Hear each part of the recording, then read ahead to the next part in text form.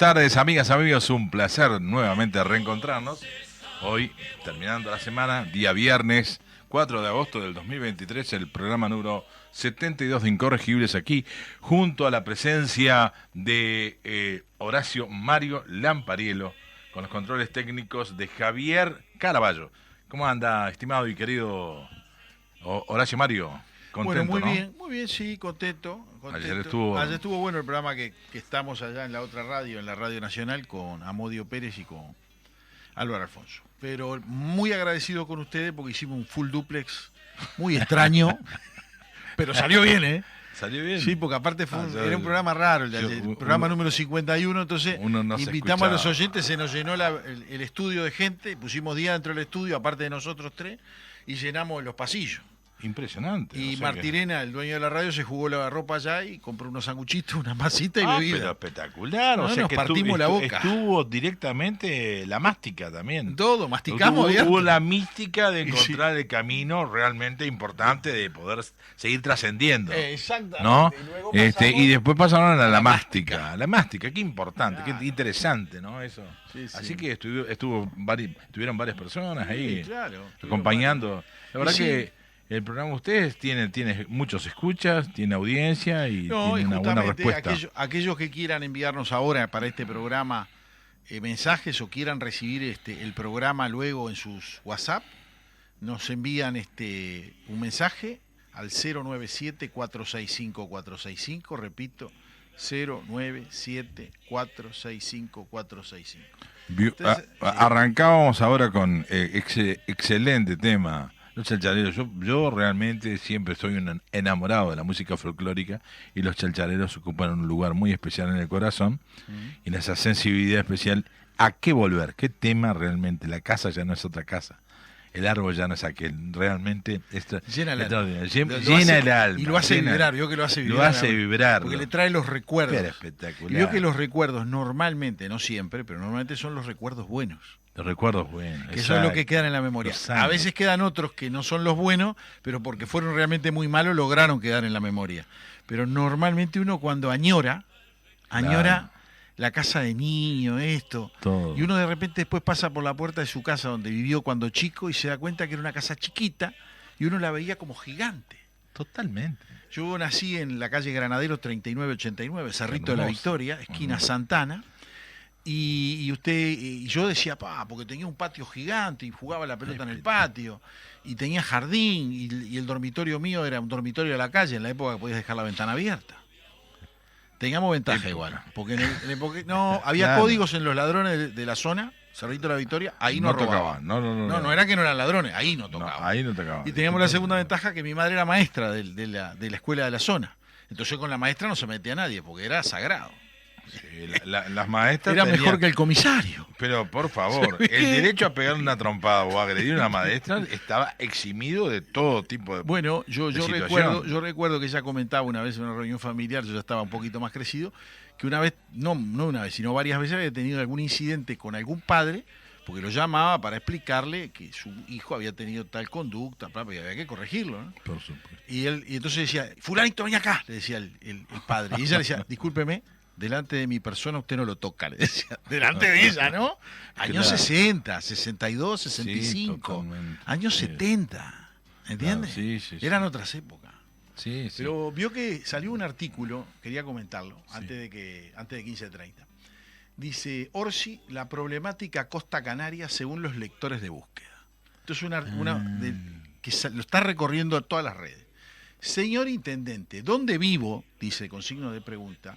Hace unas semanas me llama el delivery y me dice que no encuentra en su app la dirección que dejé en la pizzería. Después otro y otro. No sé cocinar, pone entre paréntesis, y compro mucha comida de bar, cierra paréntesis. Me fijo en el Google Earth de mi PC y efectivamente ya no vivía en la dirección donde viví desde hace 30 años. Me habían cambiado el nombre de mi calle, la de la esquina y la de la otra esquina. Entonces, acá sigue explicando que al final pudo hacer que llegara el delivery cuando le mandó la posición por GPS. Gracias a Dios existe eso. Claro. Pero hay una realidad que pasó con la Intendencia de Canelones. Cambiaron todos los nombres de las calles. Y nuestro compañero, que hoy no está presente, Javier Bonilla, allá por finales del año pasado fue el primero que hizo todo un artículo, un editorial sobre ese tema. Sí, me fijé, sí. Porque claro, era insoportable. Y es real, allá han puesto a todos los nombres nuevos. Yo le podía decir que debe la calle haber... Gestido? Sí, sí, la sacaron, sí, la calle Gestido, que era larga, la fueron cambiando de nombre en tramos, la fueron achicando, yo no sé si algún pedazo todavía le queda con el nombre Gestido. Pero por ejemplo la calle Rivera, esa la querían borrar de todos lados. Sal si puedes, Sí. sal si puedes. No, tal cual, pero usted se ríe, Gastón. No, pero mire. Dice, sal si puedes. Sal si puede porque está cerrada la calle, te van a decir. Bueno, resultado, le han cambiado las calles a todos. Entonces la gente está como loca. ¿Está? Claro. Pero yo sí entiendo que allá habían calles con, por ejemplo, nombres de animales. Pero si vos las cambiás todas juntas y al mismo tiempo, que fue lo que hicieron, Claro. terminás en un caos. Una cosa es ir paulatinamente, yo qué sé, yo en la zona mía tenía de los zorros, de los picaflores, de las es garzas, cierto, ¿no? todas de las, Sí, es cierto. pajarito, de los churrinche. Calle de los sapos. Claro, ¿No? de los sapos. Es así, Sí. que vos la tenés que buscar no por calle sapos, No, calle de por los la sapos. calle de los sapos. porque la vas a buscar alfabéticamente, sí, tenés sí. ese drama. Pero se han vuelto locos. los Árboles libios. nativos también. ¿Eh? Monte nativo también, Coronillo, Sí, todo. todo, porque allá en aquel momento, cuando fue creciendo la Claro. costa, era desde la verdura hasta los picaflores. Yo en la zona mía, Claro. allá, en Parque Solimar, eran todos de los picaflores, de los zorros, Impresionante. de las garzas, Claro. de los churrinches, varios. ¿Usted ha estado allá en la zona de la Costa de Oro? ¿Sí? Sí, claro. Ah, En la zona del 25, 500. 25.500. Sí. Sí, además como una extensión cada vez mayor de casas y también de personas, digo, de ciudadanos cada vez más, que más se van para el este y ahora prácticamente no hay casi terrenos ahí en esa zona, ¿no? No, mire, yo cuando me mudé al para sur. allá, muchos años atrás, pero muchos años, y éramos 3 casas, 4 casas en la manzana. Ahora ya no hay. Sí. Y lo que está pasando ahora es, aquellos a veces compran un terreno, si está vacío, le ponen 4 casitas adentro. O sea, empezaron a aparecer lo que son tipo apartamentitos, tipo propio horizontal. Esa es la realidad. En Ciudad de la Costa. Después tenés Costa de Oro, que ahí ya está distinto. Pero todo esto de los cambios de nombre es completo, es Ciudad de la Costa y Costa de Oro, ¿no? Hicieron la barrida general. Sin mayor construcción, mayor cantidad de habitantes, por supuesto. Sí, claro, allá es un crecimiento, y al norte también está habiendo Sí. bastante Espere que me crecimiento. llegó recién, lo estoy leyendo, puede ser interesante. Una resolución ¿de cuándo es esto? 14/7 de este año, de la Intendencia de Canelones, llamando está interesante. Llamando. Que mediante la orden no sé cuánto se dispuso la compra de 3.000 núcleos de lombrices californianas rojas a la firma Humus UI, SRL, número de RUT tal. ¿Cómo estamos comprando lombrices? ¿Para qué lo Y no sé, para yo- airear la tierra debe ser, porque No, dice que sí. oxigenan la tierra. Sí, es debe muy ser buena. debe ser para algún proyecto para generar humus, Claro. ¿vio? Pero ahora, Está bien. que lo haga la Intendencia, está complicado, ¿no? Sí, hay Yo digo- hay cantidad de tareas que se vienen abogando.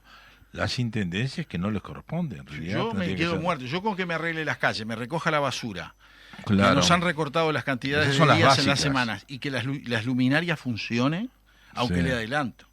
Las luminarias hace años que le pagamos a UTE creo que 200 y pico de pesos mensual nos cobra la UTE porque se dio la deuda. Claro. La Intendencia de Canelones le cedió por un fideicomiso a la UTE porque no le pagaba. Nos cobraba la plata todos los años y no le pagaba a la UTE. Y la UTE, por no cortar la luz, Por supuesto. le dijo, mira, vamos a hacer una cosa más fácil. Yo les cobro Directamente. y vos O ni sea, te preocupes. Claro. O sea, estamos en una locura, Sí. ¿no? Que eso sí corresponde a la Intendencia, porque para eso te cobran alumbrado, como recolección de residuos. Pero compraron lombrices, ¿cómo la ven? Y Cosas fue observado, subsidiarias, mire que el ¿no? delegado del Tribunal de Cuentas, mediante actuación, observa el gasto del año 2023 correspondiente al programa 209, renglón 199, por 878.000. es su zona de influencia. Esperé que esto fue lo que Sí, sí. gastaron. 878.400 pesos. Por no ajustarse a lo dispuesto por el artículo 33 del TOCAF. Y claro, Impresionante. esto no entraba por ningún lado. Orsi se equivocó el hombre. ¿Y quién lo firmó? No, déjeme verlo. No, esto es brutal.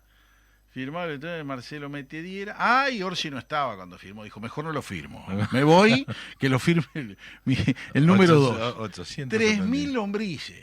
Núcleos de lombrices, no sé, deben ser más. Por 878.000. Sí, 878.400 pesos. El Tribunal de Cuentas lo observó. Impresionante. Pero en las potestades de la Intendencia ratificó el gasto. ¿Quién es el que produce el lombriz? La verdad que es un muy buen negocio. Una empresa, Humus, se llama Humus UI SRL con número de... Y cada lombriz, hacemos una... No sé qué van a hacer. Yo me imagino que... 300 pesos cada... No, pero son núcleos. Capaz que cada núcleo de lombrices... Ah, capaz que sí. Para mí, te venden el paquete, no las pueden contar las lombrices, Gastón. Claro, ese es el problema que tiene. tiene. Pero dicen que 3.000 lombrices ahí está establecido. Pero ¿no? vos viste lo que estamos hablando, ¿no? Sí. La Intendencia de Canelones compró 3.000 núcleos de lombriz.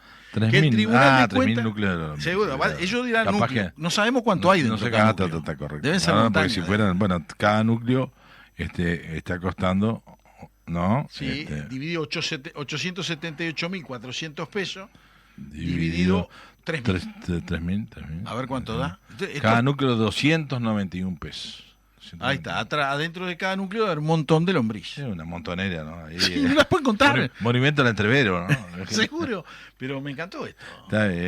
Es bastante innovador, pero en la parte del humus es muy positivo para generar oxigenación de la tierra para fertilizar, ¿no? Eso se utiliza así, las lombrices tienen esa función, oxigenar la tierra.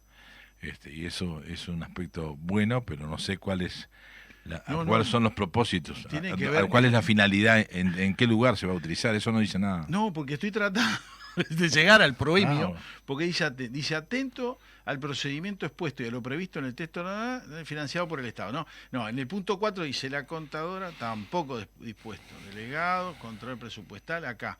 Reiterar el gasto oportunamente dispuesto por el expediente número tal por los fundamentos expuestos en el proemio del presente texto resolutivo.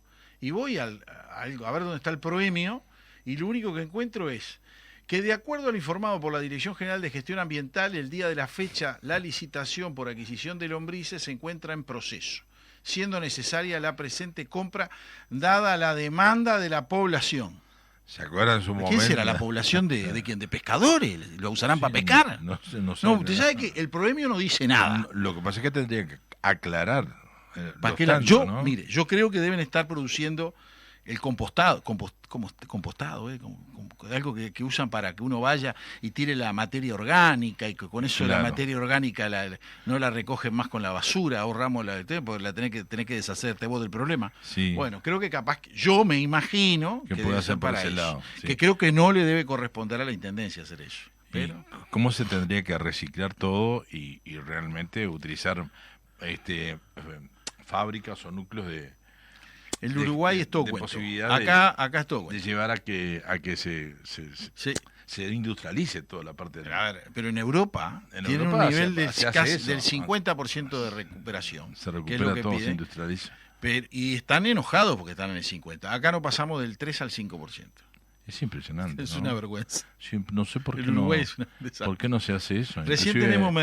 había un lugar ahí en Camino Carrasco. No, el segundo cerro de Montevideo, dijera su amigo Neri Pinato. Sí. El segundo cerro de Montevideo. Sí, su amigo Neri Pinato dice, por la altura que llegó, y es verdad, y tiene razón. Sí. Yo que nosotros somos planicies con pequeñas ondulaciones. Sí, suavemente ondulado. Suavemente Era la penillanura suavemente ondulada. Bueno, esa era la expresión. menos el Cerro Montevideo y ahora el de Cochabamba, que es ese que estábamos hablando. Claro. Ahora agarró altura. Que es más bien es Cochabamba. Y los porteños se prende fuego porque eso genera gas. Claro. Que en otros países lo producen y lo usan. Además lleno de gaviotas, ¿no? Que genera problemas para el aterrizaje de aviones. Acordate que las gaviotas entran por Malvin. Sí. Y alguna se desvía y llega a Carrasco. Claro. Al aeropuerto sí tenían problemas por eso. Sí. Que tienen la isla de las gaviotas allí. Claro, hacían un impasse ahí para tomar vuelo de vuelta para llegar a Cochabamba. Y el aeropuerto, tipo aeropuerto Melilla. Es impresionante. Esto es una joda lo que estamos haciendo hoy, ¿no? No, pero hay que industrializar. Javier del otro lado de la mampara se ríe. Pero es verdad. Es cierto. Sí, no estoy mintiendo nada. No, pero la industrialización de todos los residuos va a generar, dice que se utiliza. En Japón hacen eso y utilizan para las carreteras. Compactan todo y Y Y no claro. tienen problema. Inclusive hay países que compran basura, que compran basura porque realmente la necesitan para utilizarla en otros lugares, en otros Emprendimiento, recursos, claro. en emprendimientos, sí. Bueno, pero esto de que compraron 3.000 núcleos de lombrices y gastaron, lo compró el intendente de Canelones. Gastaron, ¿cuánto le Nosotros dije? sabemos cómo son las cosas, en ese sentido tenemos que aportar toda idea innovadora que permitan, en ese sentido, darle posibilidades potenciales al territorio. El territorio se tiene que generar las posibilidades reales de poder plantar diferentes tipos de árboles y conocer Y el alguna crecimiento. lombricita. Claro, ahí la fertilización in vitro va a ser tremenda. Nos están costando a los canarios que aportamos allá, yo me incluyo en ellos, 878.400 pesos. Y tengo la resolución acá ¿Y adelante. el ERT qué dice? El No ERT sé, pues esto es fresquito, no habló. Ah, mirá. Somos los primicia. Bueno, pero el ERT enseguida salta, ¿no? No, y esto te le va a pegar un dente. Va a ser espantoso, pobre. Porque- Me da pena, Claro. me da pena al pobre Orsi. O En vez de despegarse de ayer la estuvo en faraona, Florida, queda peor, queda pegado en ahí. Florida, Cose y con todo el conjunto de precandidatos, ¿no? Sí, claro, pero aparte, vamos a ser honestos. Con Andrés Lima, con El tema de que le quería mostrar yo, espere un poquito. Jovan acá. Duorsi. Y está está- Fernando Pereira, ¿no? Hizo Vio que, no, pero a ver. cerró la parte oratoria. Sí, claro, pero la intendente de Montevideo vio que yo metió marcha atrás Sí, sí. con el impuesto que quería poner para hacer los 10 millones de dólares, que iban a ser más de 10 millones. Sí, claro. Porque quería ponerle impuesto al transporte hasta el supergas, Claro, que sí, antes sí, no sí, lo sí. tenía, lo Antes quería no poner. tenía. Cuando le dijeron que se lo iban a impugnar y que perdía, yo creo que no solo perdía, yo creo que hasta propios legisladores del frente me parece que le dijeron que se había pasado de la raya. Sí. Tengo ese pálpito, ¿por qué no pueden quedar tan pegados gratis? Y el sistema parquecito también quedó sin efecto, ¿no? Y bueno, ese que habíamos denunciado Eso- también en... eso ya se y venía eran una denuncia. la reconversión de 8 paradas de ómnibus. Diego Rodríguez, creo que el edil del Partido Nacional, ¿no? Le pegó en Había- el medio de la nuca. Sí, porque aparte, Ah, ¿sabe lo que le hizo ese día? había Inteligentemente, sostenido, le hizo un cálculo según los proyectos, porque habían hecho los dibujitos, lo que iban a hacer, ¿no? Nos venden, Claro. como Colón nos vendía espejitos cuando descubrió las Américas. Y entonces el tipo dijo, bueno, van a hacer todo esto, dígame cuánto cuesta. Pidió presupuesto privado como máximo y tirando plata por la ventana. $35.000. No, $30.000. Sí, Y estos pedían 100.000, era más caro que un apartamento. Y la sí, tierra era, de la era intendencia. 85.000. Y sí, más o menos. Pero la diferencia es notoria. Sí, Ca- era casi más del casi el doble. triple. Seguro, era más del doble. Así que titísimo. Faltaba bueno. poquito. Estaba ahí contra el palo, se le perdía plata en el camino, no sé.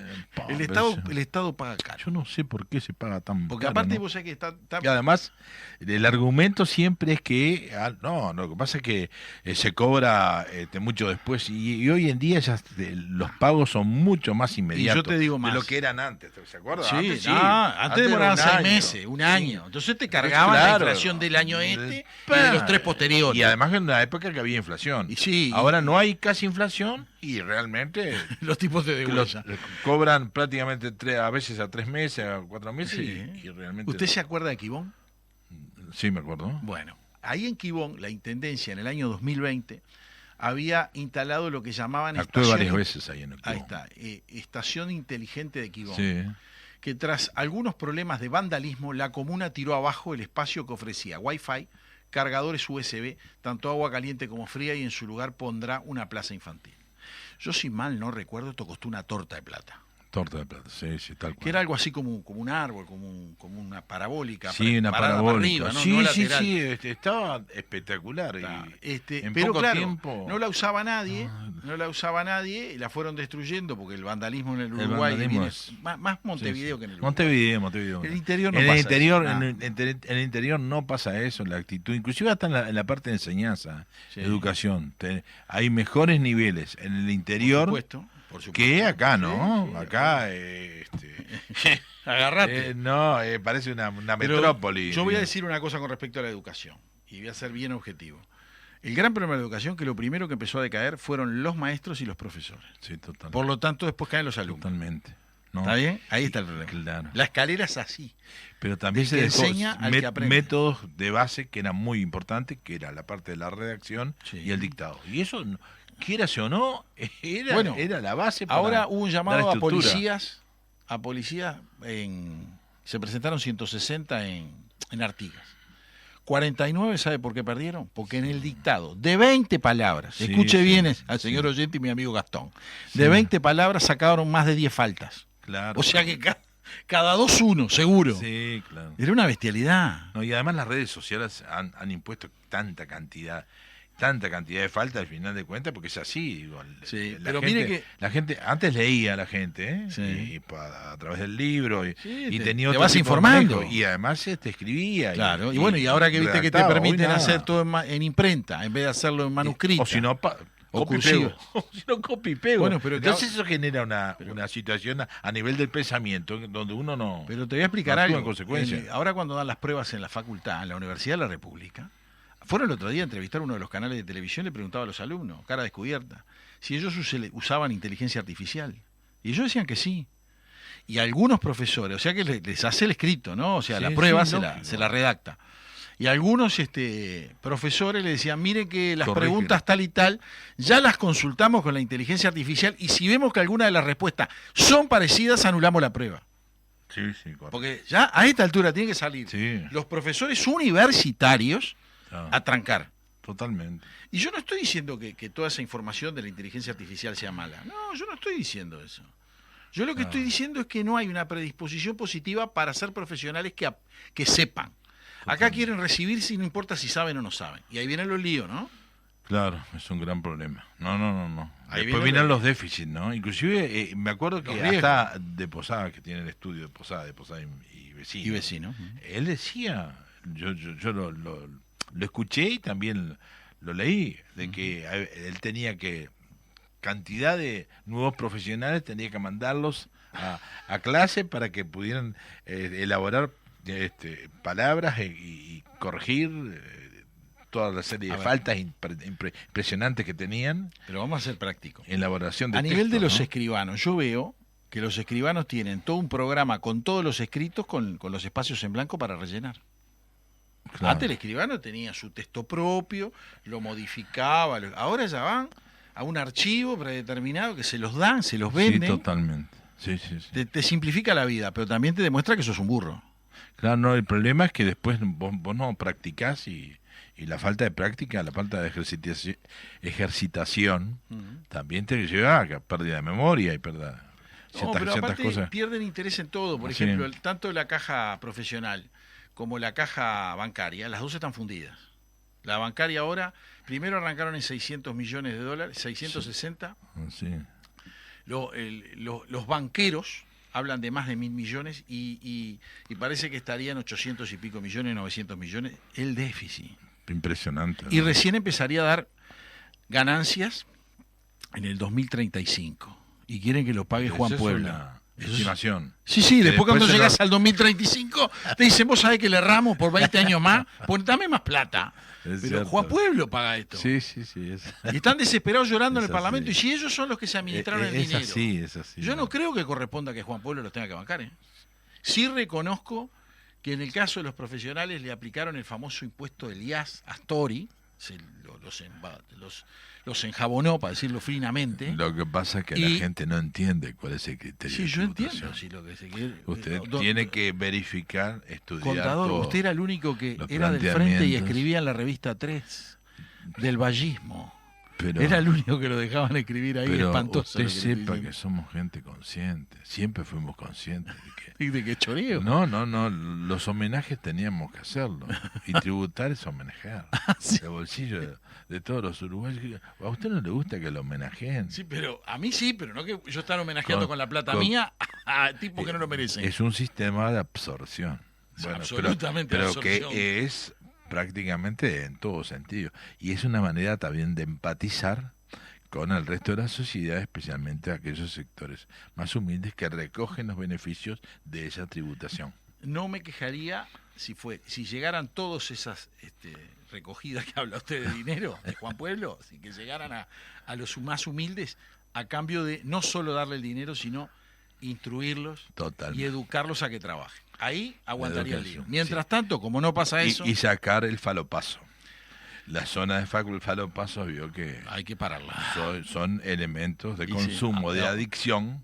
Eso en vez de sumar, restan, ¿verdad? Y sí, Entonces claro. Mirá vos, ahora tenemos un narcotraficante internacional, Marcel. ¿Vos te das cuenta?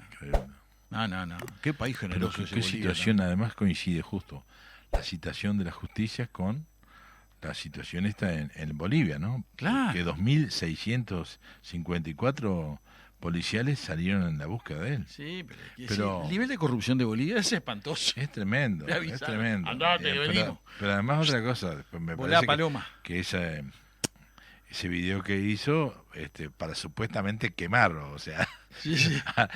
al jefe de la policía que es el que lo viene corriendo. Enseguida decía, yo no entro en esa. Sí, que- había varios doloridos. Bueno, Nos tenemos que ir a un corte. Bueno, vamos a un corte. Y después vamos a contar con la presencia de Rubén Díaz. Muy bien. Así Y el hombre que está en Colombia. Ahí va, es el hombre Podemos de preguntarle por el hijo de Preto. No, Sí, Preto sí, no. tiene unas cositas ahí para destacar.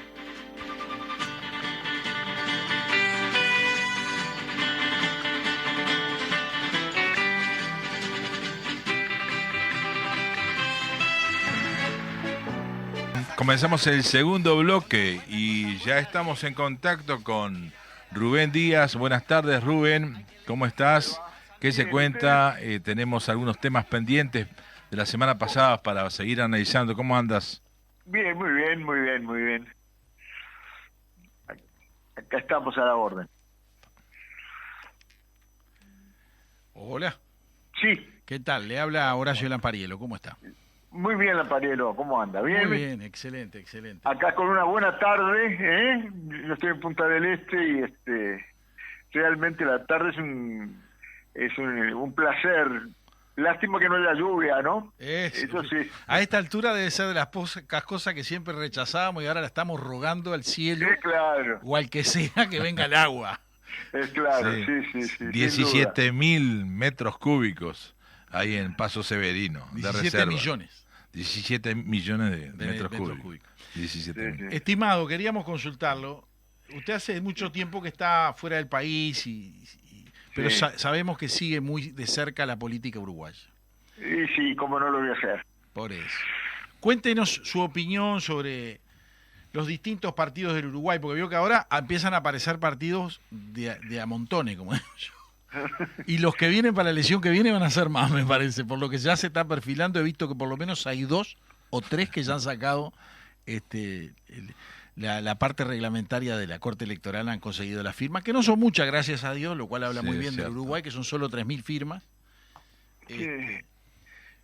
Cuénteme. Sí, mire, yo le voy a decir que voy a ampliar su pregunta, porque digo, el hecho de que uno siga informado sobre la realidad uruguaya, cómo no lo voy a hacer, lo he hecho toda la vida, he vivido en eso, y soy una persona que quiero entrañablemente mi país, y me da una perspectiva diferente, que a mí me gustaría, y voy a utilizarlos a ustedes para transmitirla, ¿no? Como un modesto granito de arena, digamos.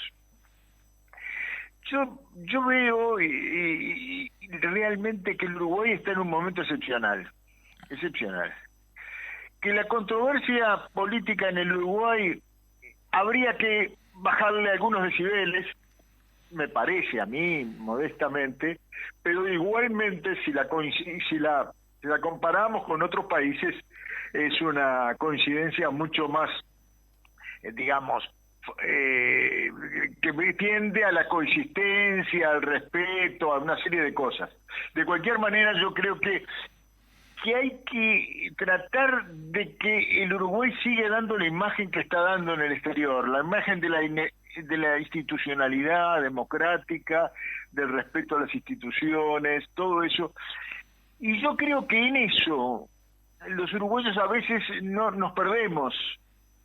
Nos perdemos en toda la historia del Uruguay, que no la vemos como una construcción colectiva y la hemos seguido politizando a través del tiempo, pero yo no me refiero a eso solo, me refiero a esta historia del siglo XXI del Uruguay, que tiene una particularidad con la relación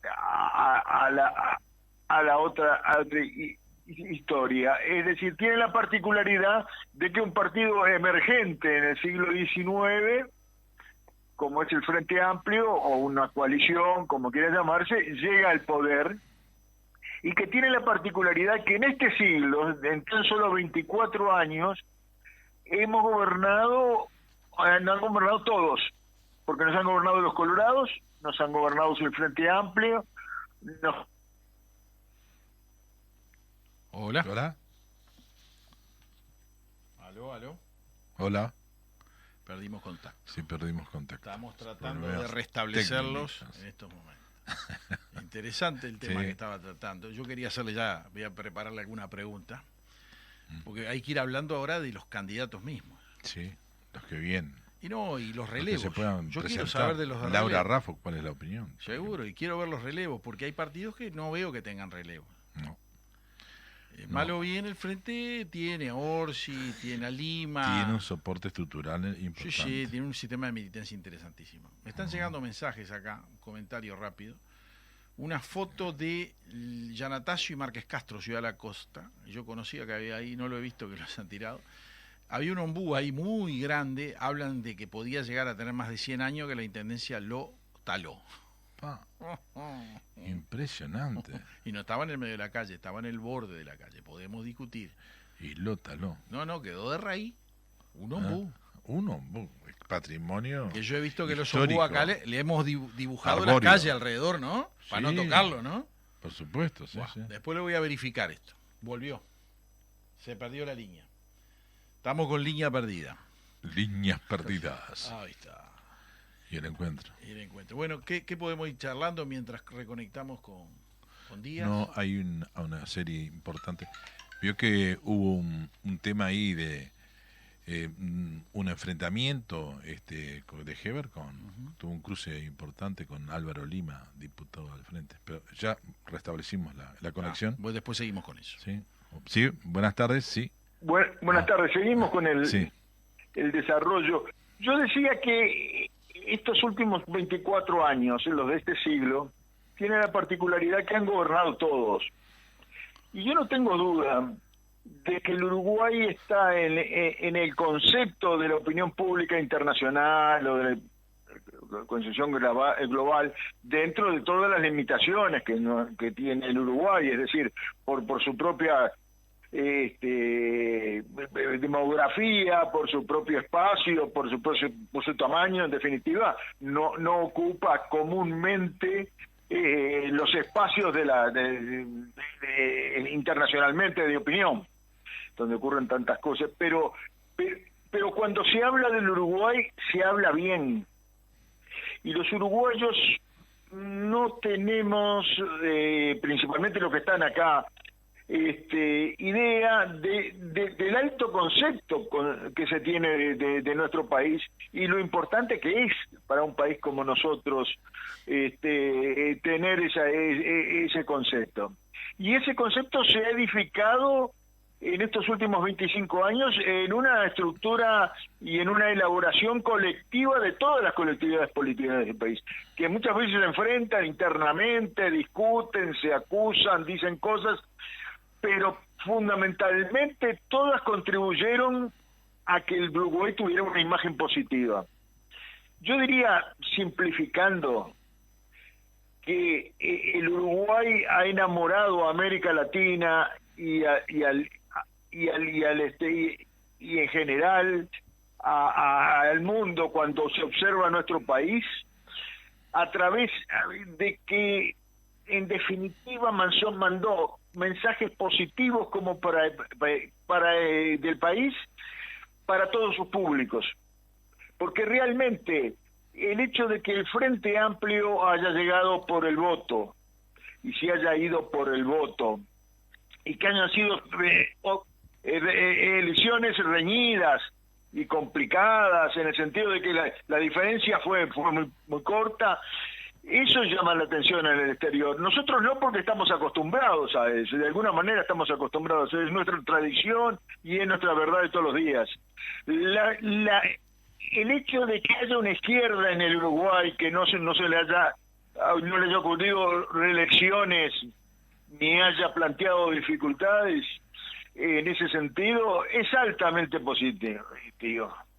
Yo diría que Mujica enamoró a la izquierda de la región y del mundo, y que a su vez el doctor Jorge Valle, con la conducción que hizo durante la grave crisis del 2002, donde nos destacamos especialmente con relación a nuestros vecinos, que no cumplieron con sus compromisos y que nosotros supimos cumplir con nuestro compromiso, nos dimos un default. Y lo estamos viendo también, esa situación en el mundo de hoy. Por ejemplo, Argentina tiene 10.000 millones de dólares de déficit en sus reservas. Uruguay tiene 15.000 millones de reservas. Se calcula que necesita 11.000 millones para tener una situación cómoda. Es decir, no podemos decir que nos están sobrando a nosotros reservas, pero ellos están sufriendo por eso. Todo eso al Uruguay le da una sensación de fortaleza, de seriedad, de responsabilidad. Y en esta última etapa, así como la izquierda fue enamorada por un uruguayo que se llama Mujica, el centro democrático y algunos sectores de derechas democráticos están siendo enamorados por la calle Pou. Es decir, que del Uruguay prácticamente siempre se habla bien, y solo se habla bien. Y eso es lo que uno ve que significa y está representando mucho en este momento en el país, en la vida del país. Tenemos reservas, tenemos una inflación por debajo del 5%.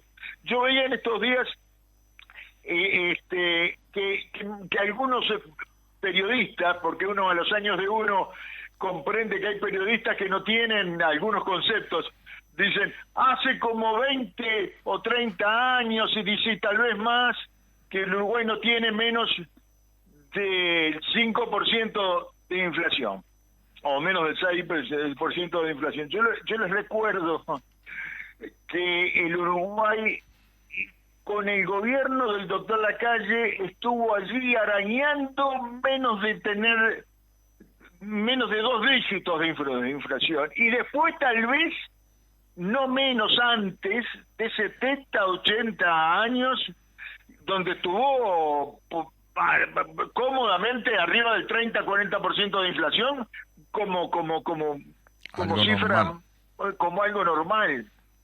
Todo eso que los uruguayos hoy lo están viviendo, y como siempre ocurre, no lo aprecian, no, porque cuando tenemos las cosas las incorporamos a nosotros, pero existen y se dan, son palpables. Yo veo acá, por ejemplo, yo estoy en Punta del Este en este momento, veo acá como las personas que trabajan en actividades como actividades domésticas, como en otras actividades, tienen su auto propio, van y vienen en ese auto. Sé que no es la realidad de todo el país, pero es la realidad de sectores tradicionalmente con menores ingresos y con menores posibilidades. Veo que estamos en un momento excepcional, realmente excepcional, y el Uruguay está no para tratar de que nos vaya mal. Estamos en condiciones de plantearnos grandes objetivos. Somos el país que tiene el mayor ingreso per cápita de América Latina, con $22.000 per cápita, entre otras cosas. Pero también es un país muy caro, ¿no? Desde el punto de, a pesar de que muy la inflación... caro porque somos el segundo país de salario mínimo de América Latina también.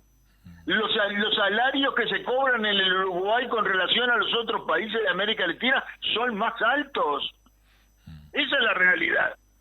Claro que por supuesto somos un país caro, y yo creo que tenemos que seguir siendo un país caro, que la gente sienta que este es un país para invertir, para venir, para confiar su patrimonio en este país, y que vale mucho, y que estar aquí tiene un costo, pero tenemos que darles, y ahí es donde tenemos que evolucionar, unos servicios acorde a los costos.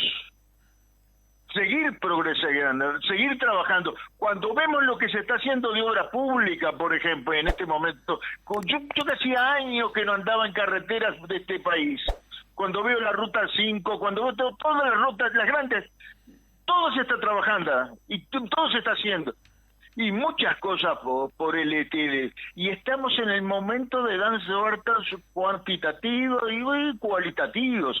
Ese esfuerzo de la calle por tratar de crear la posibilidad de que Uruguay sea una puerta de entrada a la región y que pueda tener negocios con todo el mundo y que pueda ampliar sus acuerdos económicos.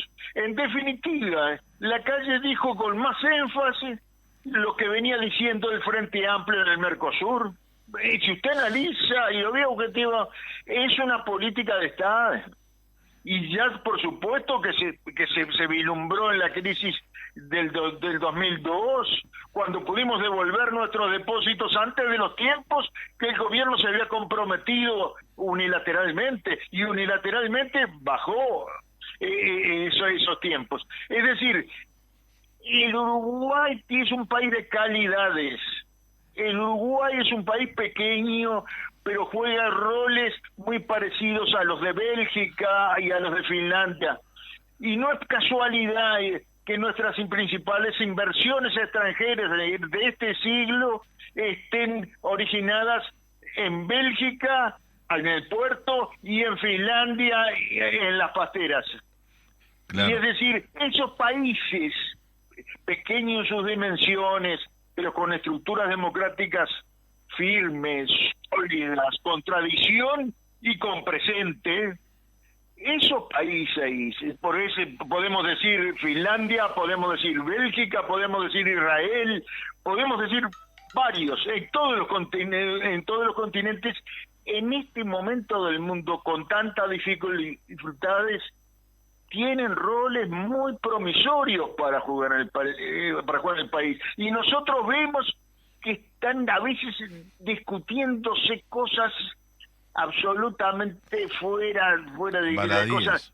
Yo no digo baladíes, pero por ejemplo, esas largas polémicas que hay en el Parlamento discutiendo si el número de homicidios aumenta o no aumenta. Tenemos un alto número de homicidios. Aproximadamente estamos al doble del promedio de homicidios del mundo, que es de 6 para cada 100.000 habitantes. Tenemos pero un sí. Pero también estamos en el continente o en la región más violenta del mundo.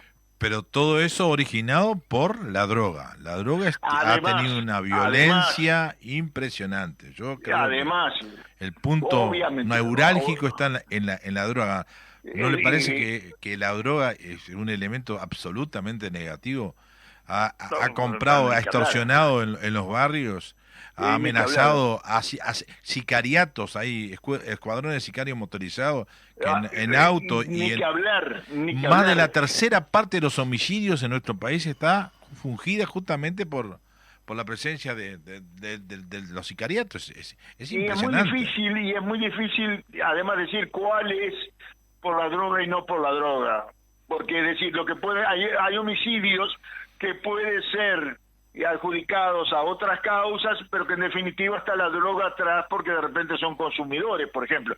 Pero lo que yo le digo, que el país se está defendiendo de eso, se está defendiendo bien, y es un problema que no es nuestro, como no es un problema de nadie, es un problema de la sociedad global, y ese es un tema para abordarlo en otra instancia con mucho gusto.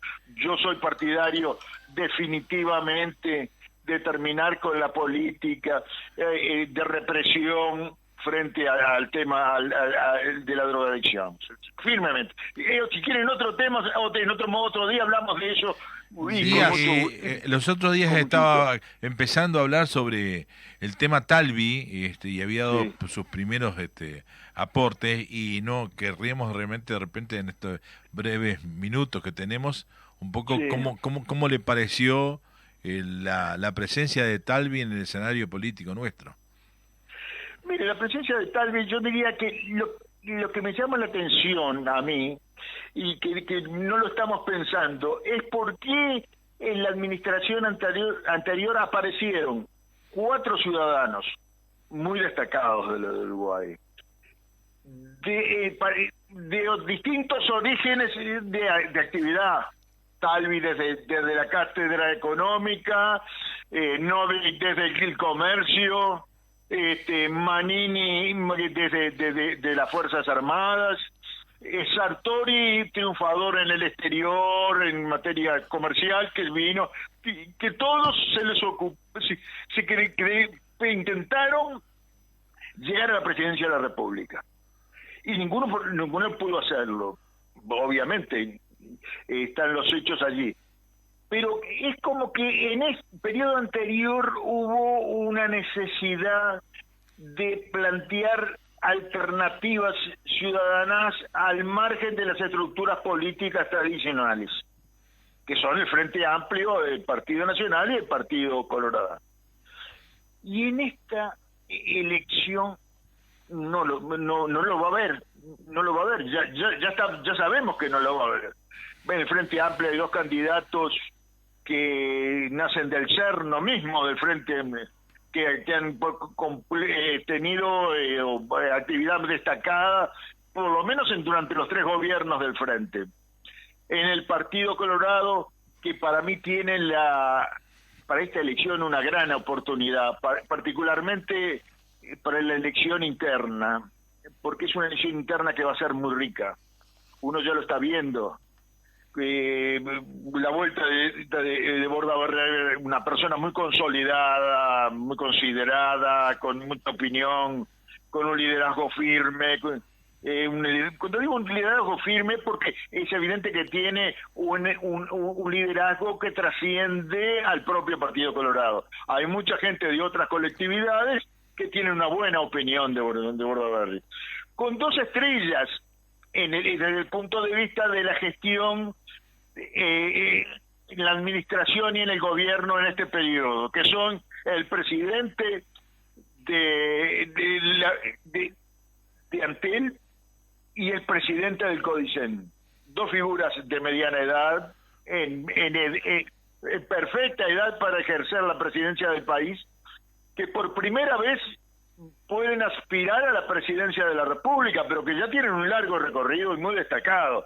Ni que hablar Gurméndez y ni que hablar del presidente del Codicen.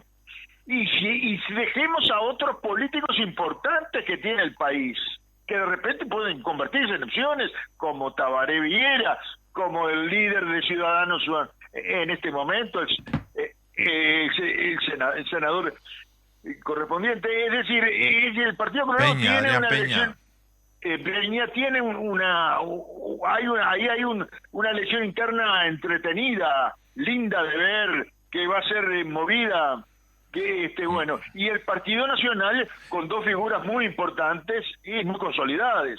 El secretario de la Presidencia, que ha sido columna vertebral en la buena gestión del gobierno, y una mujer joven, Rafo, valiente, que impresiona muy bien, que se lanza en la política, que como cosa diferente no ha ocupado todavía cargos públicos y ya su acción despertó una expectativa tal que le hace ser candidata a la presidencia. Podríamos decir que de alguna manera, que no lo es, por su tradición familiar y porque siempre ha estado vinculado al Partido Nacional, puede ser un outsider dentro del Partido Nacional. Es decir, el país tiene muchas opciones, pero son diferentes a las anteriores. Díaz, discúlpeme que lo interrumpa. Sí. Sabe que tenemos que ir al corte y lo queríamos despedir, pero igual Sí. no quería dejar pasar algún comentario de la primera parte de toda su rico exposición que hizo, con la cual Sí. coincido, póngale que por lo menos en un 90%. Bueno, es un honor para mí. Tengo mis matices y le voy a decir por qué, que lo vamos a dejar para otro día. Sí, señor. Usted en determinado momento expresó que el Uruguay tenía que seguir siendo caro o debía seguir siendo caro porque eso traía un público especial. Yo le voy a ser honesto. Cuando uno se trata de comparar, quiere que el Uruguay se compare con los grandes países del mundo, ¿está bien? En los cuales son los de primer mundo. Tenemos que salir del nivel que estamos, por más que no nos podemos mover del planeta. Los vecinos que tenemos son los vecinos que tenemos, pero podemos seguir siendo una joyita en la zona, que comparto que nos consideran así, a los políticos nuestros los consideran así porque lo consideran desde España, lo consideran desde América, desde Europa, todos consideran, y principalmente al que más consideran como grandes políticos de raza, es a Julio María Sanguinetti. Es verdad que el Pepe Mujica ha logrado entrarle con un discurso más popular, más amigable, no tan profesional, pero bueno, cada uno tiene su público. Con profundidad también, en algunos, porque muchos no escuchan a Mujica. Mujica dice cosas importantes también. Claro que sí, y le digo más, se las expresa de la forma que él quiere de acuerdo al público que tenga delante. Es un genio para eso. Ya yo he tenido la capacidad también de hablar con él, y cuando he hablado con él, hablamos como si estuviéramos hablando con Sanguinetti o con Luis Alberto Lacalle Herrera. ¿Me entiende? En cambio, cuando él va a la tribuna y sabe el público que tiene, a quién tiene que conquistar, quién le va a dar el voto, él lo ajusta. Pero, por ejemplo, a mí me gustaría compararme económicamente, no digo cómo funcionan necesariamente, porque no quisiera modificar lo que es el Uruguay, lo quisiera tener más tranquilo todavía de lo que es, aunque estamos complicados con la seguridad por momentos, con Estados Unidos. Y los impuestos en Estados Unidos no son los impuestos del Uruguay. Y yo sé que nosotros no tenemos la maquinita de imprimir los Washington, como digo así bien ordinariamente, y no tenemos ni gas, ni petróleo abajo, ni diamantes, y muy poquito oro allá por el norte, por Rivera. Pero bueno, hay que ir buscando la fórmula para que eso también es atractivo. Hay muchos grandes inversores que van a los Estados Unidos porque los impuestos son bajos. Y la mejor demostración que tienen los gringos, como le digo yo, para que lo entienda Juan Pueblo, es que, por ejemplo, las grandes potencias económicas de las empresas se pasaron del estado de Nueva York al estado de la Florida porque les cobraban menos. Entonces hasta eso les sirve irse. Por eso yo digo que el estado nuestro es un estado muy caro, que a veces permite, flexibiliza para que vengan las grandes inversiones, pero que el mediano o el pequeño empresario uruguayo no logra esas mejoras. Y mire que yo se lo digo, y lo he dicho en todos lados, yo no soy votante del Frente, ni cerca. Yo no se lo discuto, pero también el país ha sabido encontrar respuestas inteligentes. Yo estoy de acuerdo, sí, yo creo que sí. La zona franca, por ejemplo, es una gran cosa del país, que justamente busca ese objetivo. Como tenemos un país caro, establecemos zonas en nuestro territorio donde ese país caro se siente menos. Entonces eso nos permite trabajar mejor. Entonces eso es muy importante. Es verdad, coincido con usted, pero entonces el gran problema nuestro es que tenemos un Estado demasiado gordo en grasa. Sí. Bueno, nosotros tenemos que entrarle el diente a eso.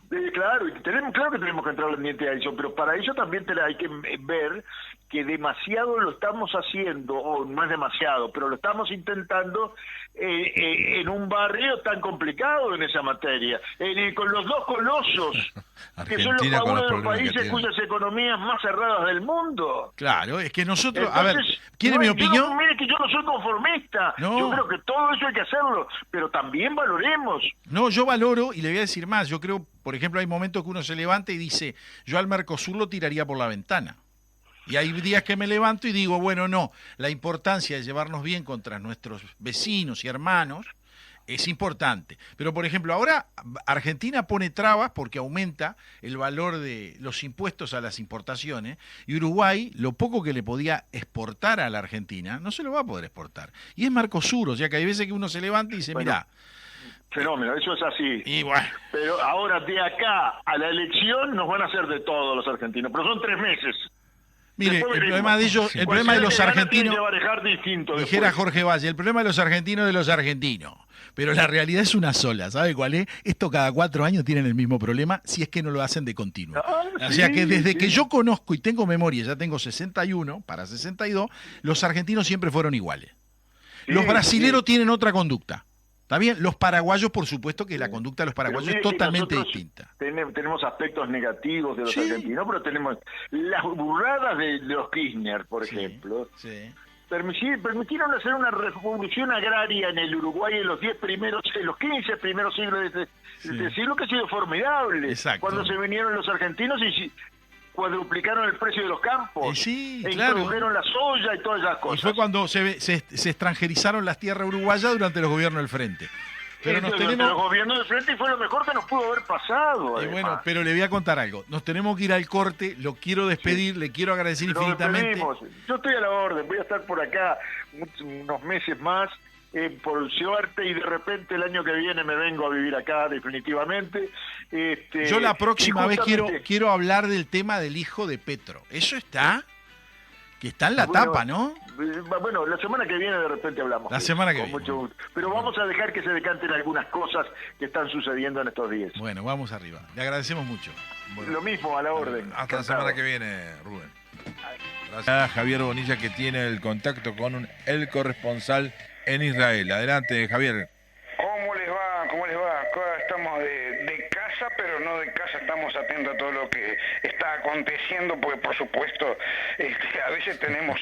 Usted parece levitando. Pero vamos a hablar justamente de lo que habíamos dejado pendiente con el amigo Juan Ostrowski, del panorama político de Israel.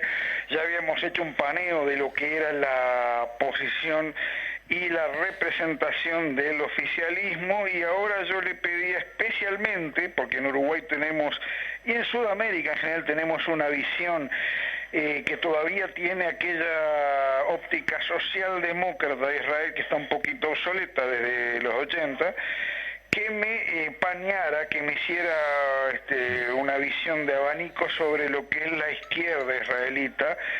Y en este momento dividía principalmente en, el laborismo tradicional, en Meretz, que es un poco más a la izquierda, y seguramente en partidos pequeños que incluso tienen una órbita de cuestionar el sionismo, o algún poco de cuestionamiento, ¿no? Entonces, así le doy la bienvenida a Juancito Ostrowski para que nos ponga en detalle de lo que muchas veces son nombres para nosotros, pero no captamos más allá de lo que es un primer ministro o una elección puntual. Adelante, Juan. ¿Qué tal? Buenas tardes. ¿Qué tal? Buenas tardes. Gracias por invitarme. Yo lo dividiría en dos partes. La parte de la izquierda y la parte, dijiste recién, antisionista. Antisionistas generalmente son algunos partidos, incluso de derecha, especialmente algunos partidos ultraortodoxos que son antisionistas. ¿Sí? Ahí existen en Israel, aunque parezca contradictoria la palabra, y si no, generalmente el antisionismo está en los partidos árabes. Sí, digamos, en las listas árabes generalmente está. Respecto a la izquierda israelí, está el Partido Laborista, que es el clásico, que es el que fundó el Estado, y que gobernó durante los primeros 30 años y gobernó un poco más después, pero más esporádicamente, durante los 90, especialmente con Rabin. Y después el otro partido importante de izquierda es Meretz, que actualmente no tiene representación, pero es como el partido de izquierda judío más grande y el más importante de todos, de todos los que hay. Sin embargo, lo que empezó a pasar desde los últimos 20 años es que la representación de la izquierda empezó a desaparecer políticamente. No es que no haya gente de izquierda en Israel, pero los partidos de izquierda empezaron a nuclearse ante la clara pérdida de votos en gente que es de izquierda pero vota a otros partidos. Sí, empezaron a dejar de votar al laborismo, empezaron a dejar de votar a Meretz. Actualmente, si hablamos de izquierda política en Israel, tienen solo 4 bancas de 120, que son las 4 bancas del Partido Laborista. Meretz no tiene representación. Una izquierda moderna, digamos, una izquierda competitiva. Exactamente, no hay algo por el estilo, y generalmente la gente que es de izquierda, como mucha gente empezó a variar de un discurso ideológico a un discurso anti-Netanyahu fundamentalmente, empezaron a votar otros partidos. Y votan a Lapid, o votan a Gantz, o votan a aquel que puede ganarle a Netanyahu. Entonces, muchos de esos partidos, por ejemplo Meretz, por ejemplo el laborismo, o quedan bajo el umbral de representación, lo que hablamos la semana pasada, o lo superan por muy poco. Y eso hace que los partidos tradicionales de izquierda, los partidos de izquierda, prácticamente no tengan representación en el Parlamento, y que los que sí tengan una representación mucho más estable son los partidos de centro, como el partido de Lapid o el partido de Gantz. Pero eso no quiere decir que haya dejado de haber gente de izquierda en Israel, sigue habiendo gente de izquierda, pero están representados de otra manera.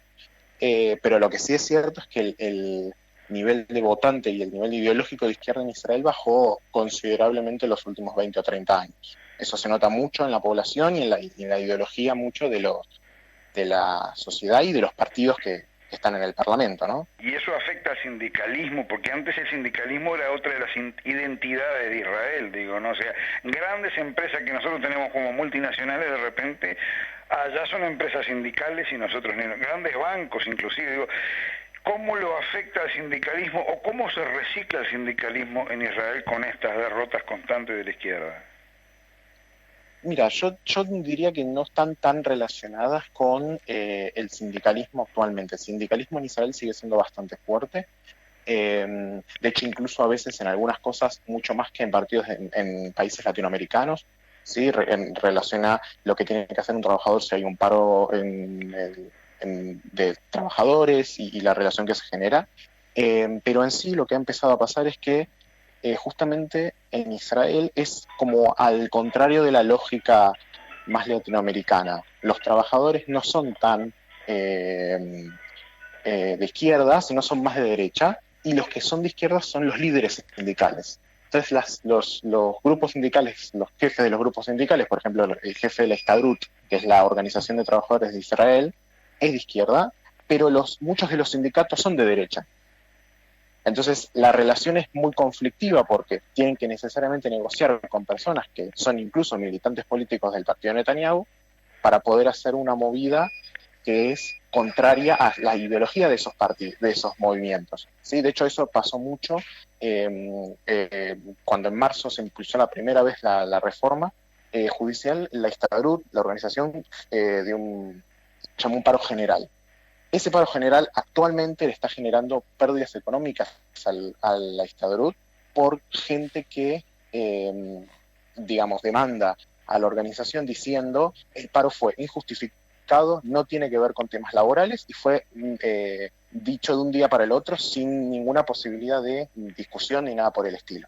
Y en la actualidad, en algún momento cuando se fue a votar la ley que se votó el lunes pasado, no la anterior, la Histadrut también hizo como un intento de ver si se podía hacer un paro general, pero se dio cuenta que no tiene la representación de las bases para poder hacerlo, porque los sindicatos dentro de la organización están en contra, porque son generalmente de derecha. Entonces, la relación es bastante compleja por esta forma en la cual se han organizado en los últimos años y las representaciones políticas que se dan, desde las organizaciones generales a los sindicatos particulares, ¿no? Ahora, ese corrimiento a la derecha se da porque les toca a muchos de ellos administrar o coadministrar empresas de volumen, tener otro protagonismo económico en lo gerencial, o se da correlación de la estructura electoral que hay hoy en Israel simplemente. Yo creo que tiene que ver con un tema del desarrollo social y político histórico de Israel, en el sentido en el cual mucho de la base social de los trabajadores en Israel son personas que son originalmente de derecha y son originalmente, no de izquierda, si se quiere, de alguna manera, para decirlo en forma general. Pero los que sí son los jefes y son los controlan los sindicatos, etcétera, sí son de izquierda. Entonces hay una base ya que hace que esa representación esté relacionada de esa manera. Y además, el hecho de que la derecha está gobernando Israel casi ininterrumpidamente hace 20 años, aproximadamente, sea de derecha o de centro derecha, etcétera, y eso hace que muchos de los trabajadores actuales entiendan que la situación actual es la mejor situación económica que pueden tener. Hay que recordar que Israel hace unos 40 años, un poco menos, tuvo una hiperinflación muy importante, un 400 o 500% anual, de la cual se salió con un plan puramente ortodoxo que se seguía sosteniendo de baja emisión, tratar de no generar muchos problemas, ¿cómo se dice?, sindicales respecto a sueldos, temas de apertura económica, etcétera. Quienes más plantean y quienes más favorecen eso son justamente los partidos de derecha. Entonces, es muy normal que después de ver tantos años de bastante bondad económica en Israel, los trabajadores tiendan a esas ideas. Pero además, gente dentro del mismo Likud que empezaron a hacer trabajo dentro de los sindicatos para tratar de cambiar las direcciones de los sindicatos de la izquierda a la derecha. Y eso pasó en los últimos años. Por eso también los partidos actualmente se hace muy difícil. Te voy a preguntar justamente, hablando de que los partidos que no son de izquierda tendrían que hacer alguna cosa, si hay una buena relación, que históricamente sí la hubo, pero si hay actualmente una buena relación entre los sindicatos israelíes y los sudamericanos, ¿verdad? Porque nosotros lo único que vimos hace pocos años fue cuando el actual presidente del partido de izquierda Frente Amplio fue a visitar como líder sindical en aquella época los sindicatos israelíes, volvió absolutamente complacido con lo que había visto, Fernando Pereira, cuando empezó a elogiar, tuvo un llamado al orden de su central sindical y de Frente Amplio de que no se hablaba de esa manera de Israel. Así nomás, que se pusiera otra vez el sallo pro-palestino, porque si no, no podía seguir en esas lides, digo. Entonces, uno le da una curiosidad bastante grande por saber cómo son las relaciones intersindicales entre Iberoamérica e Israel en este momento, ¿no? Mira, yo no conozco que haya una relación tan directa, justamente por esto, digamos. Los sindicatos generalmente en Latinoamérica son de izquierda, y en izquierda cuando se habla en Latinoamérica cuando se habla de izquierda se habla de una visión más pro-palestina que pro-israelí. Por tanto, generalmente, excepto algunos sindicatos en particular y algunas cosas en general, es difícil un tipo de relación con los sindicatos israelíes. Se da un poco más con algunos sindicatos y algunas organizaciones más generales, sí de izquierda, dentro de Israel, a pesar del tema Israel-izquierda fuera de Israel, pero no hay una relación tan directa con ellos, digamos, justamente por esta situación, ¿sí? Sí hay algún tipo de relación un poco más entre empresas, ahí sí se ve mucho más, entre empresas israelíes y empresas del exterior, en temas de tecnología, etcétera, pero con los sindicatos no tanto, justamente por este tema entre la relación izquierda, en Latinoamérica, por ejemplo, izquierda, antisionismo, derecha pro-israelí. Entonces el hecho de que las representaciones sindicales en Latinoamérica sean tan fundamentalmente de izquierda hace que sea algo, como lo que señalaste recién, una dificultad en esa relación con organizaciones israelíes. Pero las organizaciones israelíes sindicales eran muy fuertes, ahora no tanto, pero tienen una representación política dentro del mismo Israel muy importante, hasta culturalmente diría, respecto a lo dice la organización, lo dice la Histadrut, y eso se escucha, digamos, y no es una pavada lo que dice la Histadrut, la Organización de Trabajadores General. Sí, el romanticismo que acá por el tema kibbutz, por ejemplo, sigue vigente en estos lados, cuando el kibbutz en Israel debe ser una cosa bastante cuestionada, ¿no? No es que es cuestionada, pero ya no es la misma visión que nosotros que no se tiene generalmente de un kibutz. Digamos, desde que los kibutz surgieron como organizaciones, digamos, agrarias casi socialistas, ¿no? En el cual no había una propiedad de la tierra privada y era una propiedad comunitaria, todas las relaciones se dividían, etcétera. Esa relación de un kibutz socialista ya prácticamente no existe, y los kibutzim, excepto muy pocos, son prácticamente organizaciones capitalistas, ¿sí? Siguen habiendo algunas cosas generales, por ejemplo, decidir si alguien entra o no a un kibutz, generalmente se sigue votando en forma general. Puede ser que en algunos kibutzim siga existiendo una propiedad comunal de la tierra, pero generalmente son empresas capitalistas actualmente. Y eso sucede porque muchos incluso de las mismas innovaciones más importantes israelíes, por ejemplo, temas de riego a goteo, etcétera, cosas realmente importantes en el tema agrícola, surgieron de los mismos kibutz.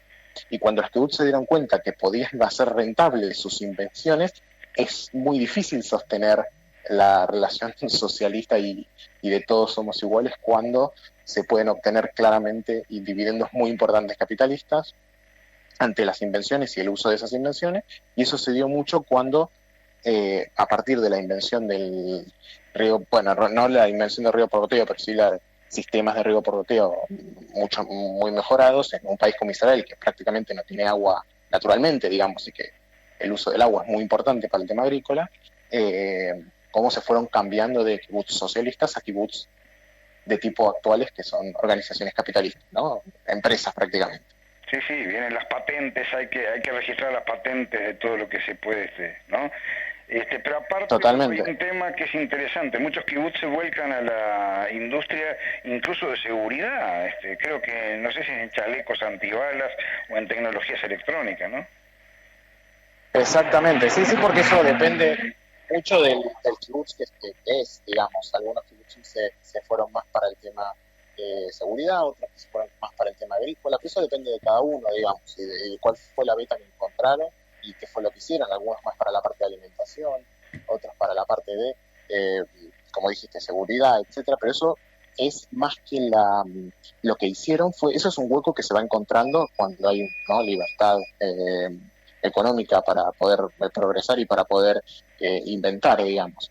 Pero lo que cambió en los kibutzim es el tipo de relación social dentro de ellos, en el sentido de que ya no pasaron a ser una organización donde somos todos iguales, no hay reparto de dividendos, el dinero es de todos, tenemos una patente de algo que se está usando, ¿cómo no vamos a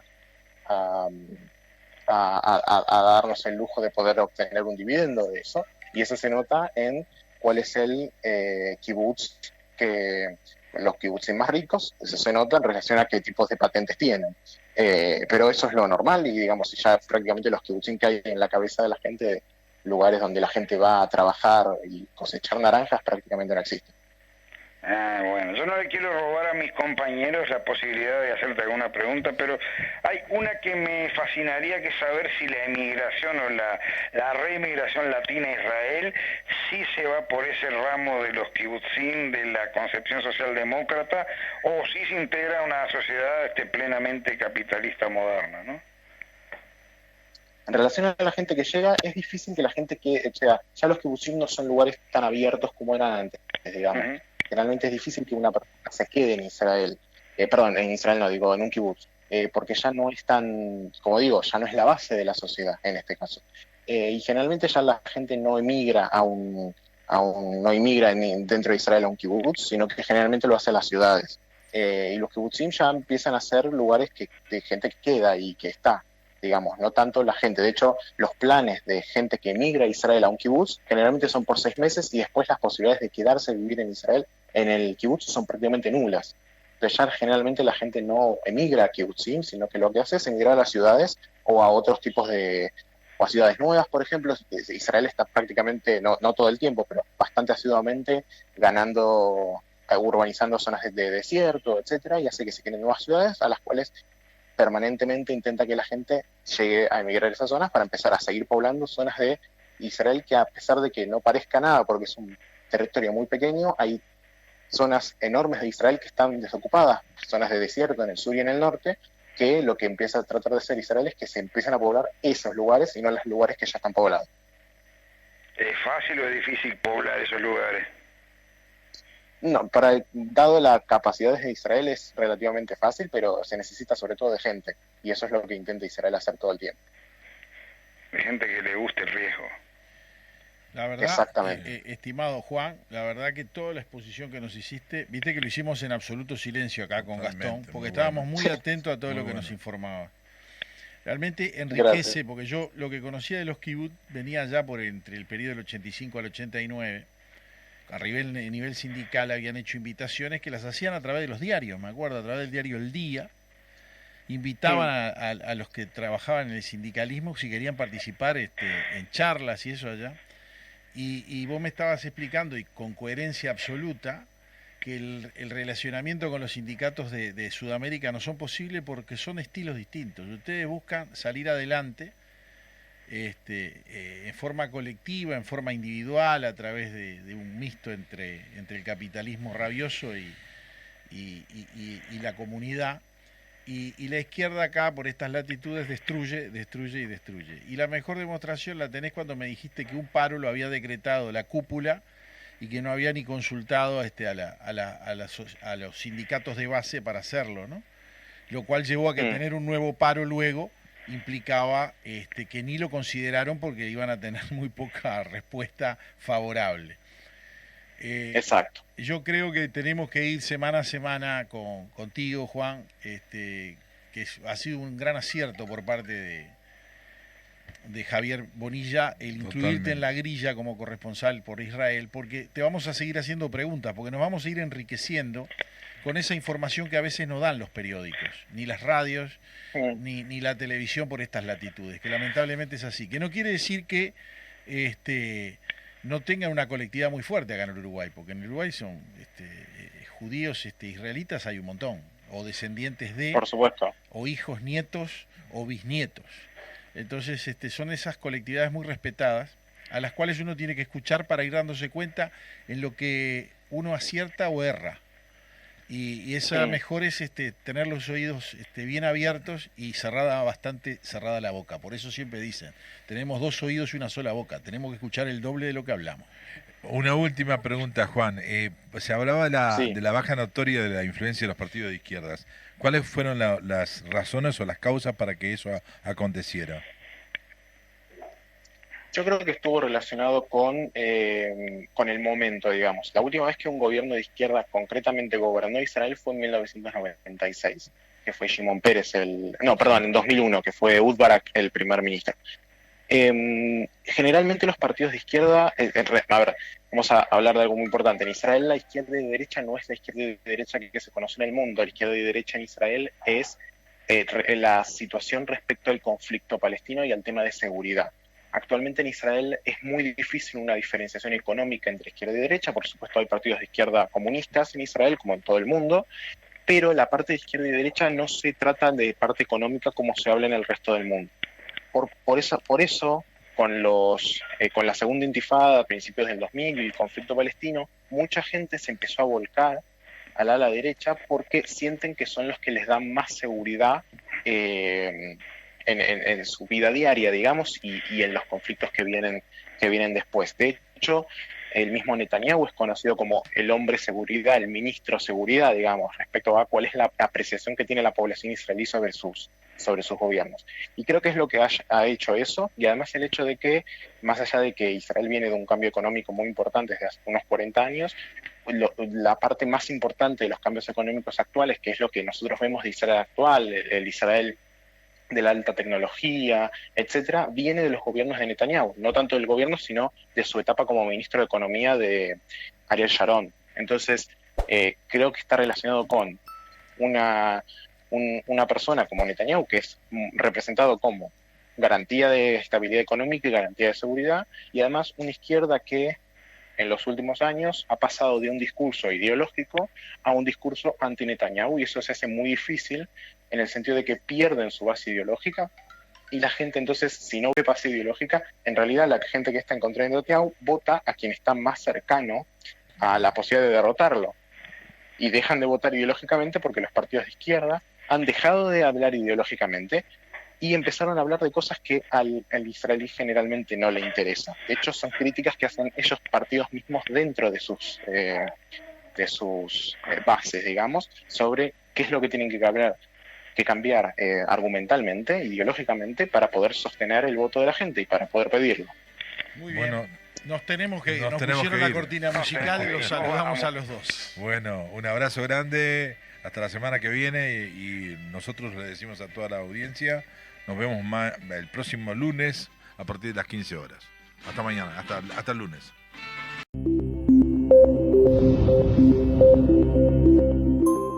Estimados amigos del canal, les pido que les den like al video y se suscriban al mismo para poder seguir recibiendo todos nuestros videos.